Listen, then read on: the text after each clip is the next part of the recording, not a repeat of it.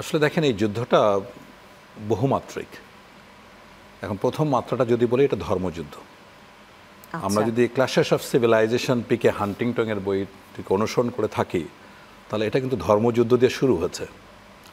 এটা হচ্ছে প্রথম একটা সমীকরণ। যেমন ধরেন 1916 সালে যে স্কাই স্পিকট লাইনটা আঁকা হয়েছিল প্রথম বিশ্বযুদ্ধের পরে, এটা হলো ইসরায়েলের হাইফা থেকে শুরু করে ইরাকের কিরকুক পর্যন্ত। এটাকে দুই ভাগ করে দিয়ে উপরের অংশ নিল ফ্রান্স ম্যারোনেট ক্রিশ্চিয়ানদের জন্য, নিচের অংশ থাকলো ব্রিটিশদের আন্ডারে, এটা মানে দক্ষিণ অংশ। এরপরে দেখেন যখন 1948-এ ইসরায়েল সৃষ্টি হলো তারপরে কিন্তু 4টা আরব ইসরায়েল যুদ্ধ হলো। এই আরব ইসরায়েল যুদ্ধটার নেতৃত্ব কারা দিল? সুন্নি মুসলিম, মানে যেসব দেশ সুন্নি প্রধান সেসব দেশ। আপনি জানেন যে আরব বিশ্ব কিন্তু দুভাগে বিভক্ত মুসলমানদের মধ্যে। তার মধ্যে 85% 85% হলো সুন্নি এবং 15% হচ্ছে শিয়া। তো এই যে 48, 56, 67 এবং 73 এই 4টা যুদ্ধ যে আরব ইসরায়েল হয়েছে led by the Sunni states. এবং 73-তে যখন যুদ্ধ শেষ হয়ে গেল, ক্যাম্প ডেভিডের পরে যখন একটা শান্তি চুক্তি হলো, তখন কিন্তু সুন্নি স্টেটগুলি মোটামুটি একটা ডিডাকশন আসলো যে কোনো দিনে আমরা ইসরায়েলের সাথে পারবো না, কারণ প্রত্যেকটা যুদ্ধে কিন্তু জয়লাভ করছিল আরবরা।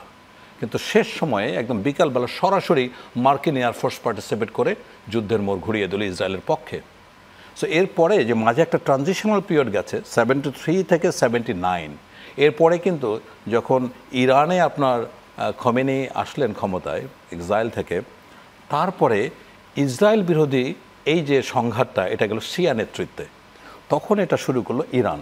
ইরান এবং ইসরায়েল যে সংঘাতটা, এখানে আপনি খেয়াল করেন ওখানে লেবাননে হিজবুল্লাহ, ইয়েমেনে হুতি, হ্যাঁ, ইভেন বাশার আল আসাদ আলাইড গ্রুপের সেও কিন্তু শিয়া ছিল, যদিও সিরিয়া হচ্ছে সুন্নি সংখ্যাগরিষ্ঠ।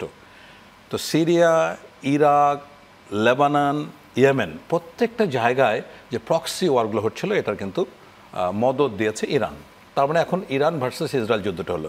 সো আমি এই যুদ্ধের প্রথম গতিটাকে বলছি, প্রথম মাত্রাটাকে বলছি সামরিক। হ্যাঁ, দ্বিতীয় বিষয়টা হচ্ছে যদি প্রথমটা বলছি ধর্মীয়, রাইট, ধর্মীয় যুদ্ধ।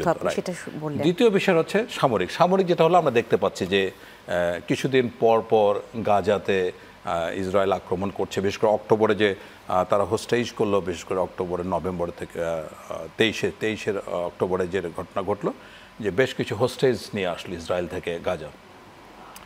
এখন এরপর থেকে যুদ্ধটা কিন্তু একাধিকবার বেশ কয়েকবার আক্রমণ হলে এখন বলতে গেলে গাজাতে কিচ্ছু নাই, নাথিং, একদম পুরো মানে ধ্বংস করে ফেলেছে।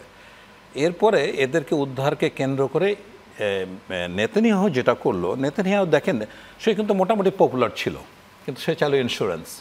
এটা একমাত্র কারণ সামনে নির্বাচনে সে তার মানে এনএসএতে বিজয় হওয়ার জন্য একটা বড় ধরনের পণ করে বসলো, যে করে হোক এটাকে সে। তো লাস্ট স্পেলে গত 23-এ মানে 2023-এ যেটা স্পেল হলো তাতে কিন্তু 4টা লক্ষ্যমাত্রা ছিল এই যুদ্ধের নেতানিয়াহুর পক্ষ থেকে বা ইসরায়েলের পক্ষ থেকে।